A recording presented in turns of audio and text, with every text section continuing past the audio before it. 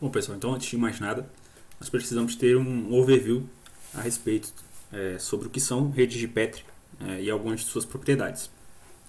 Então, a teoria da rede de Petri ela, ela fornece para a gente um conjunto de técnicas que nos permite especificar sistemas ou processos. Né? E aí ela oferece para a gente uma forma de representar esses sistemas ou processos de forma uma representação matemática, né? E através disso a gente pode realizar a verificação de algumas propriedades desse sistema, ou mesmo verificar se esse sistema ele está funcionando da maneira, se ele está modelado da maneira que os requisitos pedem, né? Ou seja, a corretude desse sistema.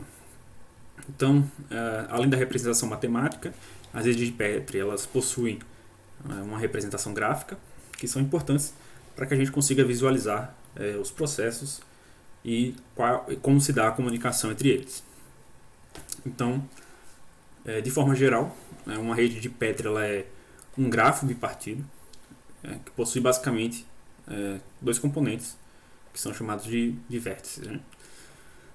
Os vértices do grafo. Então,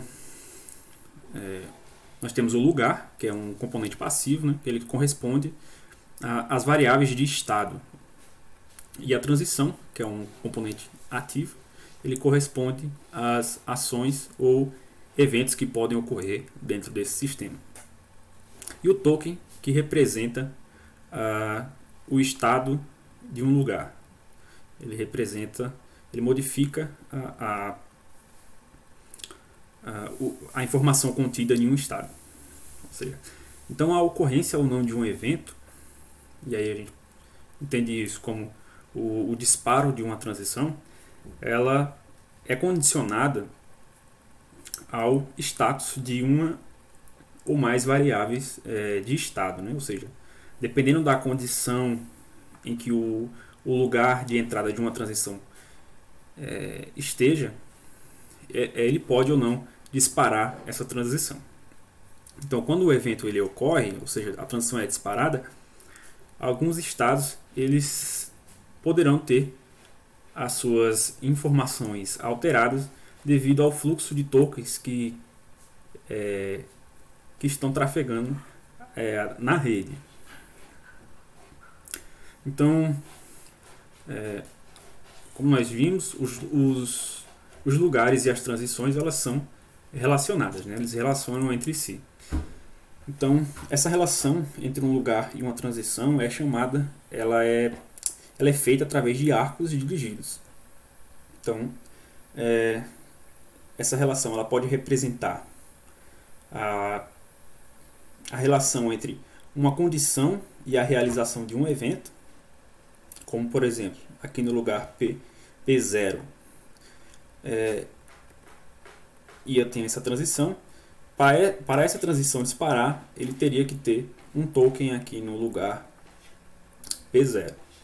Então, a condição para a transição disparar é ter um token no lugar P0. Ou mesmo, pode representar também a modificação de uma condição após a execução de uma ação. Então, quando a transição dispara, ou seja, o evento ocorreu, a ação foi tomada, depois que houve esse disparo, o estado, ou seja, a condição do lugar P1, que antes era vazia, não possuía tokens, passa a ter um token aqui, considerando que a transição disparou. Então, um arco ele pode ser valorado. Ou seja, eu posso representar aqui, por exemplo, eu ter dois arcos saindo do lugar P0, passando para a transição, ou eu posso valorar esse único arco que eu tenho aqui, indicando que esse numeral aqui ele vai indicar a quantidade de arcos que interligam os lugares ou qualquer um dos vértices, né? Seja ele uma transição ou um lugar, a quantidade de arcos que eu vou ter saindo daqui. Cada arco desse ele representa um token. Então, se eu tivesse um 2 associado a esse arco, eu estaria dizendo para a minha rede que eu espero que nesse lugar aqui essa transição só seja disparada se houver 2 tokens no lugar P0. Então, o estado da rede de Petri ele é determinado pela distribuição dos tokens nos lugares. E a isso, né, na literatura, é chamado de marcação da rede. Então, eu posso ter dado uma rede de Petri, eu posso ter um conjunto de marcações da minha rede. Então, como um exemplo de rede de Petri, a gente trouxe aqui esse exemplo bem simples, mas que é bem ilustrativo do funcionamento de uma rede de Petri, né? Então, esse modelo ele está modelando, né, o fluxo de ações de um dia, né? Então, um dia ele tem uma manhã, uma tarde e uma noite. Só que para ele passar da manhã para a tarde, o dia ele entardece, né? Ou seja, ele executa ele tem um evento de entardecer, que é o evento que separa a manhã da tarde, bem como a tarde de tarde para a noite anoitece, né? Então tem esse evento anoitecer. E da mesma forma, uma vez que está de noite, tem o evento amanhecer. Então, aqui nessa rede de Petri, o estado inicial é um token no lugar manhã, representando que o estado da minha rede ela está no lugar manhã.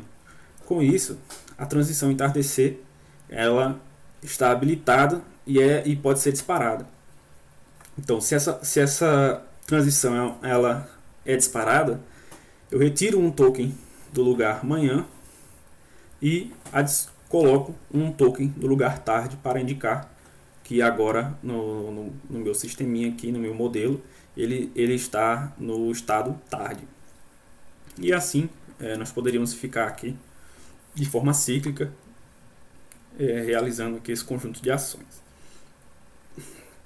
Então, uma definição mais formal de uma rede de Petri, ela pode ser definida como sendo uma tupla, né? Uma tupla contendo basicamente três elementos, né?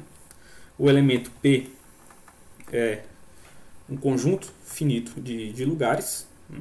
O conjunto T ele é um conjunto finito de transições, e aí é importante ressaltar aqui a intersecção entre os conjuntos de lugares e estados é vazia, né? E eu tenho um conjunto de arcos que representam a relação entre os estados e as transições e entre as transições e os estados. Então, a rede de Petri ela é dita marcada se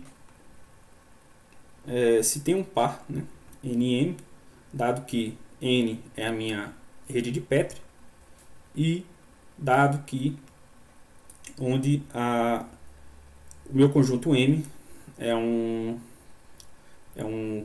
conjunto que é definido nos estados, representando as marcações da rede, ou seja, eu tenho um conjunto de marcações para uma rede, as marcações possíveis. Então, o conjunto dos arcos, né, ele pode ser dividido em 2 subconjuntos em uma rede de Petri. Então, eu tenho o conjunto das entradas às transições, que é representado por essa notação, e o conjunto da saída das transições, que é representado por esse outro conjunto. Essa notação é mais comum na notação matricial das redes de Petri.